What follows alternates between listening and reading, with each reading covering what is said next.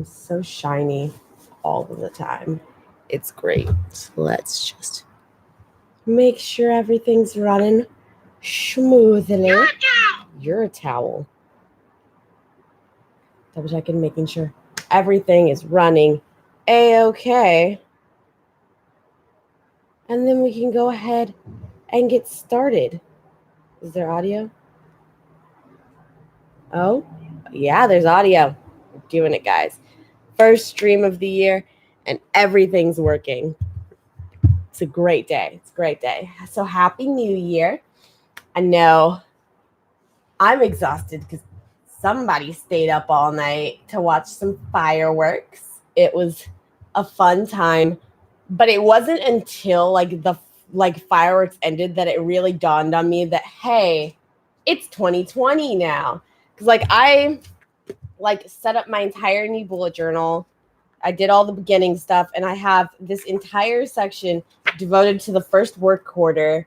And as I was thinking of this, I recognized that it was the first quarter, but in my head, it didn't fully click that it was a new year until last night. And now I'm just reeling from this information, and I'm not prepared for 2020 to be happening, but that's okay because we can't go back. So we're just gonna deal with it. Also, I'm sick. I've been sick all week. It's been a fun time.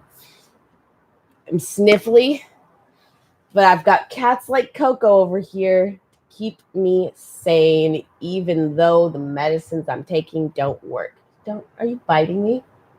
You trying to bite me? Are you trying to fight? She's trying to start a fight. But we can't fight right now because I gotta teach y'all how to publish and market a #1 best-selling book. That is right. The book I read, the honest to God, keep forgetting the name of it because it's a long name. But the book I read this week was on Kindle, and it is The Ultimate Book Marketing Crash Course by Nicholas Eric. I actually did link, if you wanted to check it out really quick, I linked the book and his website down below. And if you go over there, when I was picking up the link, the book was free if you wanted to check it out for yourself. It's 100 pages. I don't know why. Maybe this is just my Kindle or whatnot, but whenever I look at pages on Kindle, it shows that I have 3,000 pages, and every time I skip one page goes 250 pages. I don't know if it's a general thing Kindle is doing or if that's just what my device does. Who knows? But yeah, so his book on book marketing, as well as if you go over to his website and sign up for his email list, then you get a copy of just a handout teaching you the main things and guiding you through the main things you need to work on through this process. So I linked all of that down below. But yeah, the second I started reading this book, I found a lot of really good information. It's a really good read. It has a lot of helpful information.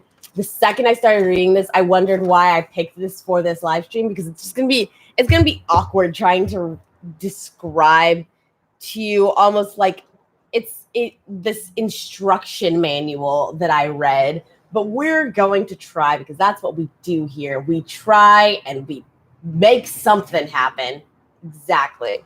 So to start, he goes over a bunch of just kind of basic things that are super important to have, like a newsletter. He says a newsletter is super important to have because he actually basically says that having a newsletter of some sort is a must-have, because by having a newsletter, that is one controlled way that you can access your audience, which makes sense because social media algorithms change all of the time. YouTube algorithms change all of the time. When you're focusing all of your attention and all of your focus and just drive towards trying to reach your audience through all of these third-party sources, you are at the will of whatever their computer systems say about whether or not you deserve or whether or not you should be getting and reaching your audience. Whereas with an email list,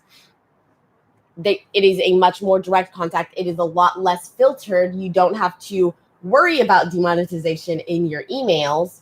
And that is just something you control completely as to whether or not when things are going to get sent, whether or not it is going to get to your audience in general. And so an email list was necessary for him. He also said that when you're doing an email list, it's worth looking into getting a personalized one. So instead of doing like noordinaryscholar@gmail.com, I could do Brianna Bond at noordinaryscholar.com. And because those types of emails are less likely to go into the spam box. Thinking. Yeah, he did say something about ISBNs, which if you don't know, where is my book? I need my book. Oh God, they're not over there. Everything's falling apart. That's fine. We'll steal another book. Scarlet Letter. If you're looking at a book on like the back covers and stuff, you can't see any of that. This numbers that are over the barcode, that is the ISBN. And that number is a number that's going to correlate with your book wherever it may be. So that your ISBN should stay the same.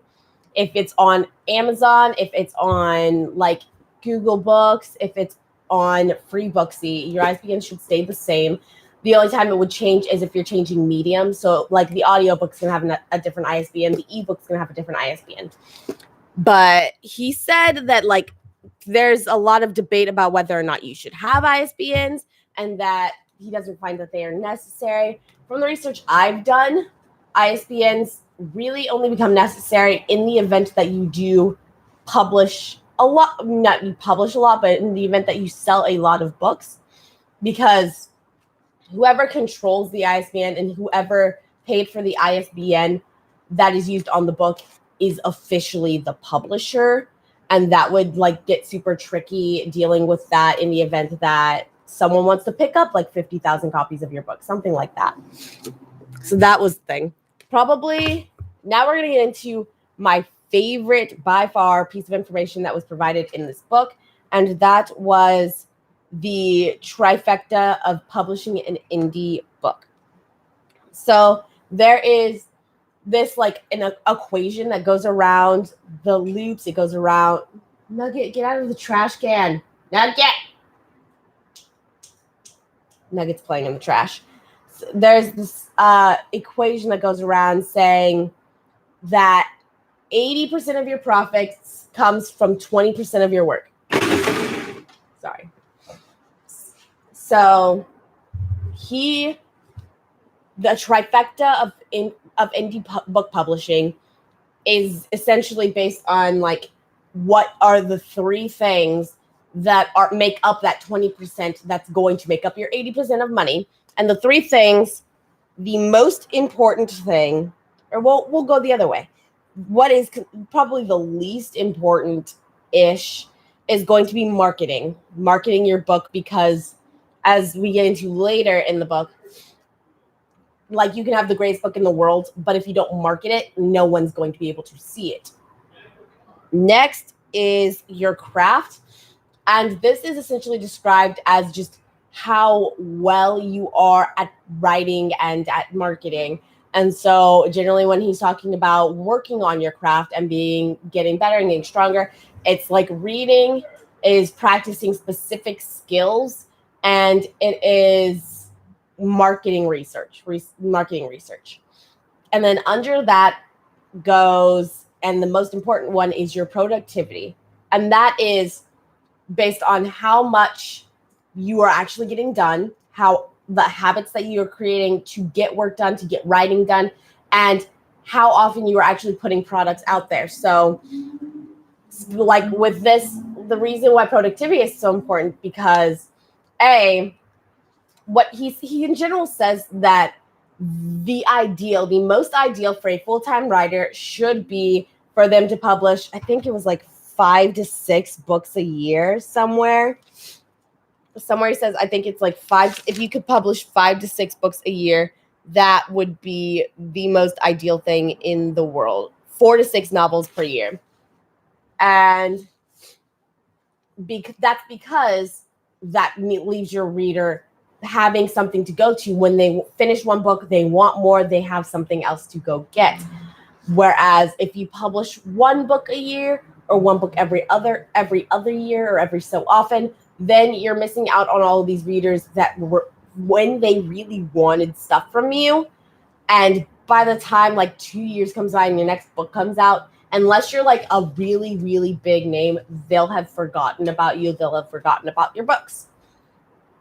Plus, by publishing like 4 to 6 books a year, you're starting to create a back catalog. So you have a ton of, like, once those books are published, they are now a passive income.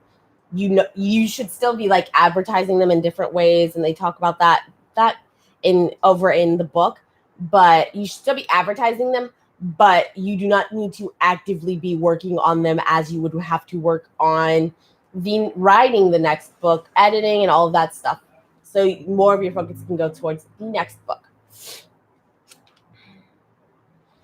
And so, yeah. Ooh.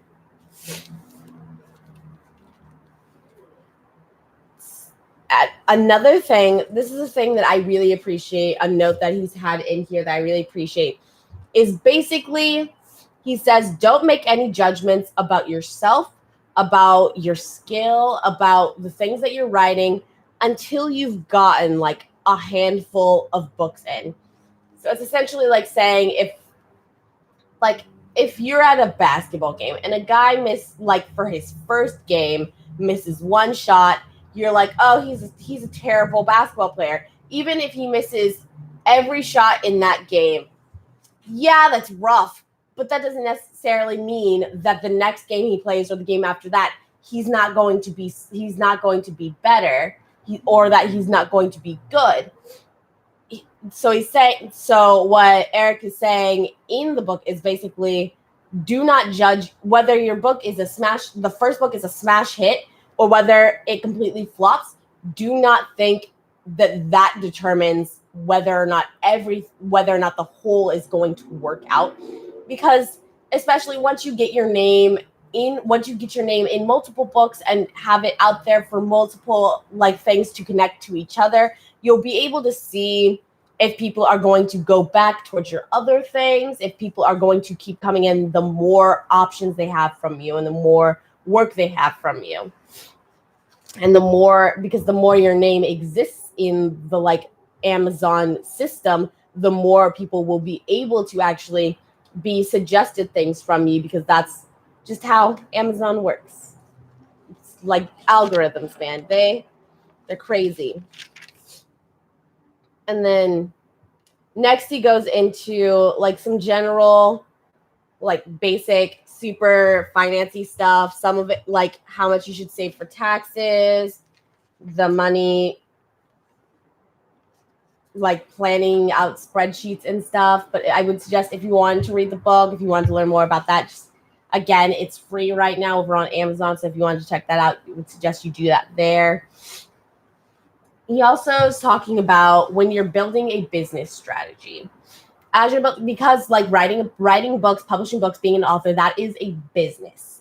So when you're building this business strategy, make something realistic. He says a lot of people, the reason why people don't start or aren't successful is because they are striving to find the perfect strategy, the perfect idea, the perfect plan of action that should help them become like super mega popular and super mega successful, but they're abandoning a strategy that is realistic, that they will actually accomplish. So an example of this is for my book series, in order to publish that book series in like decent time, I'd imagine I would need to like publish books at like 3 books a year. 3 books a year. And just keep at that. So I had like essentially a mathed out version of how I would need to go about writing, editing, and the publishing process for every single book. And as I was actually working on it. That didn't actually happen. It took me longer to edit the book, to do some stages of editing than I thought. It took me longer to write than I thought. And basically what I did was I just went over to my original sketch of the whole master plan. I extended it by like a decade, and I just added extra time where I needed to, because I need the strategy that's going to work, not whatever strategy is going to be ideal and whatever strategy is going to be perfect. Because at the moment, maybe when like everything takes off, maybe if you guys want to go support my Patreon and I can do this full time, then I will be able to work on publishing 3 books a year. But for right now, like 1 to 2, maybe. We have to see. Some other things he goes into is the book marketing formula. There's several interesting formulas in this, but the next one I want to go over is the book marketing formula. And that is saying like how to market your books and like the things that are needed to market books successfully, and how things needed to market books successfully so that you can be a full-time author and still make like profits, make money, and be able to like take care of yourself and your home.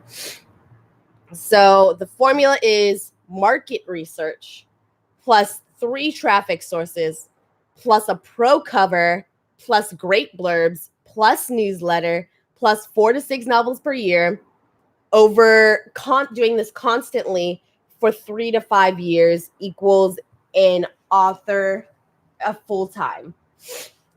So let's go over some of the different things, because basically the book from this point on is breaking down all of the different aspects of this formula and how to do them well, how to do them right.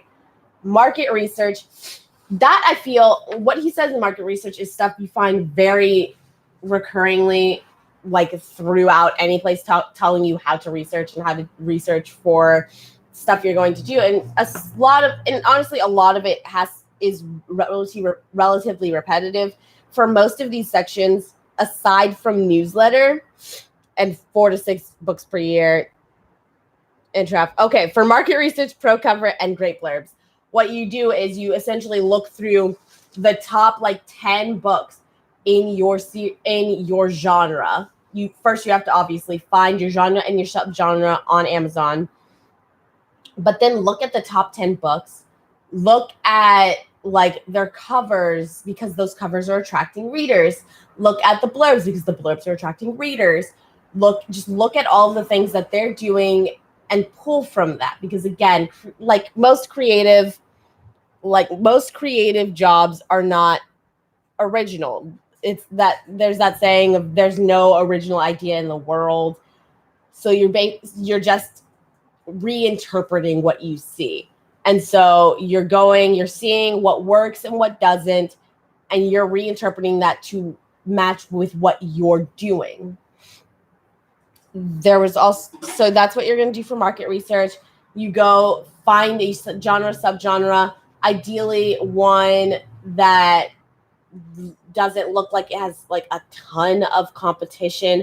All of them are going to have a decent amount of competition, but the more competition you have, the harder it's going to be to hit those top 10s, and the harder it's going to be to get that money up there, stuff like that. So you're going to do that. When he's talking about 3 traffic sources, he's not talking about like 3 specific sites, but what he means is go after like 3 means of reaching your readers, and that's it. Don't do like 20 different social media sites, because if you do 20 different social media sites, you're going to be mediocre at 20 different social media sites. But if you do like 3 different, like relatively similar things, then you're going to be good, maybe even great at those 3 things. And that's going to be better than being mediocre at 20 of them. The ones he described, like I'm a little just meh about, I don't fully know what, because at first I did think he was talking about just choose 3 different sites, but then when going into his sites that he uses, There's like 8 different things in them. They're different, and it's a whole thing. Again, if you want to check it out, the book is linked. His website is linked with which will have like a cheat sheet for all of this. For pro cover, again, look at covers that are working in your genre and your subgenre, and pull from those ideas.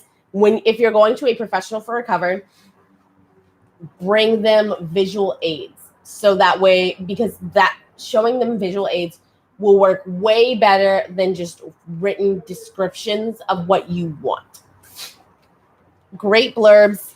I personally, so I disagree with a lot of the stuff they said. I know like someone's going to be like, but you haven't sold 50,000 books. But at the same time, I've bought plenty of books.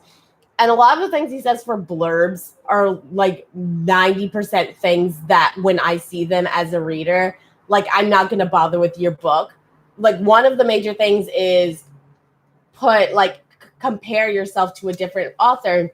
And if I see that on a book, I generally skip it, because there'll be times where people just have like, oh my God, this is just like this author. It's a great thriller, just like this author, with like a quote, with like a review under it.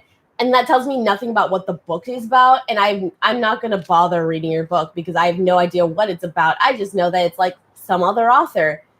So you're not that author. So tell me what you have to offer. And so a lot of the stuff that he did say about the blurbs was just stuff that turns me off immediately as a reader. So we're just a little up in the air about that one. But again, like whenever you're reading anything like this, it's not necessarily like a holy grail to follow to the end. It's all ideas to pull from and information to see how it helps you, where it helps you and where it doesn't, stuff like that. Newsletter, again, a good thing that he did say about the newsletter is make sure you know who your audience is for your newsletter. So if you have a newsletter and you're getting people in with freebies, like free books, he says is a good way to get it in, like a free prequel to your book series or your standalone book. That's a good way to get people in. So you could do that, and that would attract in a lot of people. That's probably the thing he said that attracts people the most, is getting free stuff. But if people that are in there to get freebies do not want as many emails as people who are subscribing to your email list to get like a bunch of different information and check-ins with you. So know how you are advertising your email list, and potentially, depending on this, like whatever email list site thing you're using, you could be able to actually have separate email lists for those different ways you gained people in. Because I'm running out of time, I do want to go over one last thing he talked about, and that is organic versus inorganic readers. An organic reader is a reader that came in by word of mouth. They came in because like you were talking about your book, and they're like, hey, let's check it out. And then inorganic readers are readers that came in from ads. So his basic idea was that no matter how great your book is, no book will make it without inorganic readers. Because there's a lot of people who say a good book will sell itself, but in this day and age, no, people have to be able to see it in some way. So whenever, you should not focus solely on getting organic readership. You shouldn't focus solely on inorganic readership either, because organic readers are going to be more passionate about what you're doing. They're going to be more driven to continue reading. They are going to be the ones that buy on day one, the second you launch. But inorganic readers, there's going to be more of them, and you're going to have to be able to like actually get to more readers. So that's where most of your money is going to come from. But these people are going to be a more stable form income of money, if that makes any sense.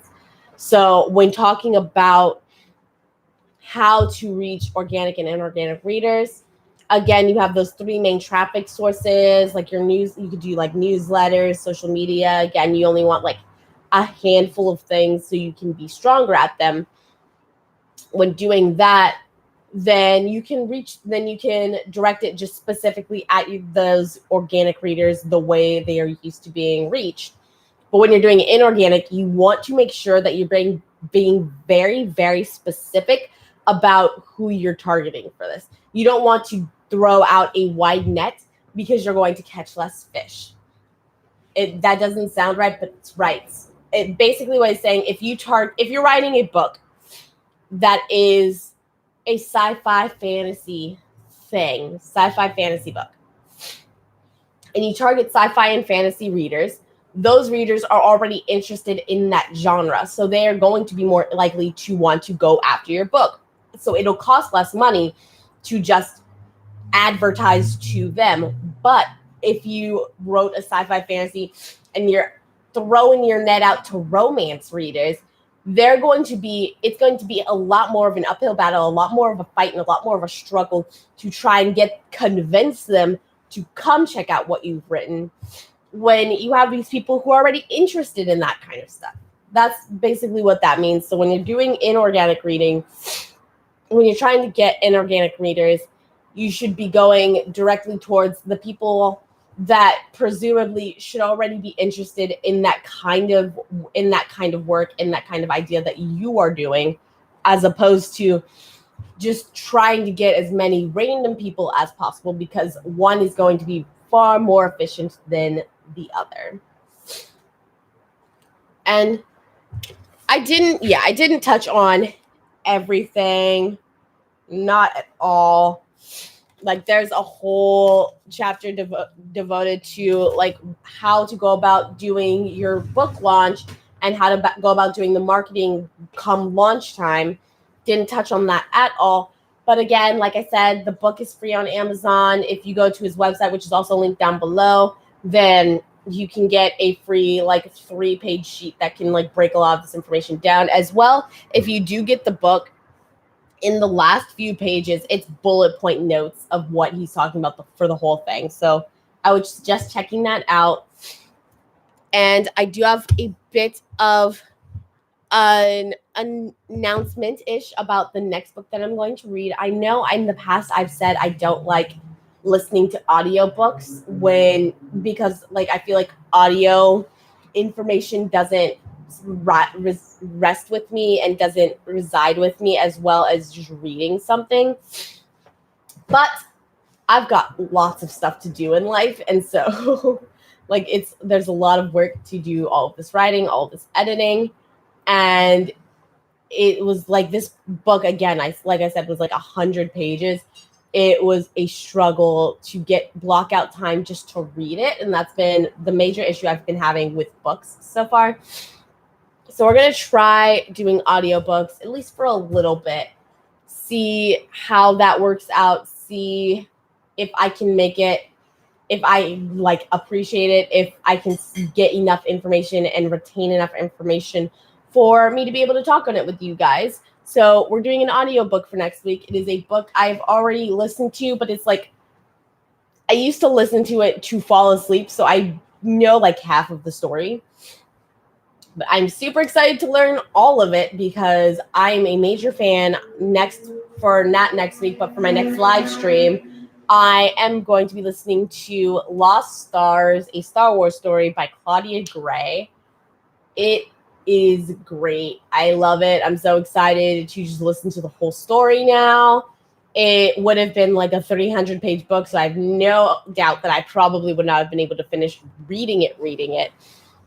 So we're doing it this way. We'll see how it goes next live stream. Next week, though, you can look forward to another No Ordinary Scholar video. I know y'all have been missing those, so I can't wait to share that with you as well. But until next time, valedictions, friends, and Happy New Year.